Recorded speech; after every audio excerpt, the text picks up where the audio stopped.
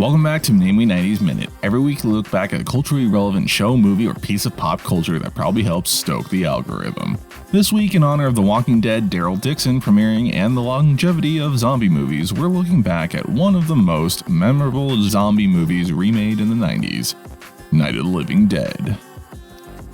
Night of the Living Dead is a 1990 horror film remake of the original 1968 film of the same name. Back when George A. Romero made this film the first time, they forgot to put in the copyright for it, and it became public domain, so this is the only quote-unquote official unofficial remake of the film, as George A. Romero rewrote it for this modern at the time take. The film stars the Candyman, Laura Dern's stunt double from Jurassic Park, Chop Top from the Texas Chainsaw Massacre 2, and Johnny from the original film. The story starts with the adult siblings Barbara and Johnny heading out to visit their mother's gravesite. Johnny doesn't want to be there and starts to tease Barbara that the dead are alive and says the classic line, "They're coming to get you, Barbara." Little does he know, they actually are. The pair is attacked by a zombie and Johnny dies while Barbara escapes from more and more zombies. She meets a man named Ben who saves her, and together they make their way to the farmhouse and clear it of zombies so they can barricade inside. They discover other survivors in the house's cellar, a family of 3 whose daughter is ill after being bit, as well as some teenage lovebirds. The group argue about their next course of action, where to hide, what to do, etc., etc. Ben and the father have a scuffle, causing a divide between everyone. The family stays in the cellar and the rest of the survivors stay up top. The people upstairs decide to try and escape in Ben's truck, but need to refuel it first, so they drive out to the gas pump. But Ben falls off the truck and is forced to fight his way back to the farmhouse by himself. The couple, who made it to the gas pump, realize that the key to the lock on the pump isn't with them, so they shoot the lock, igniting the gasoline and exploding themselves, the pump, and the truck. Back at the house, the situation devolved as the father had wrestled Barbara's gun away from her, and once Ben returns, there's a standoff as the daughter has died and turned into a zombie, but her father is defending her with Barbara's gun. She bites her mother and then comes for the rest of them.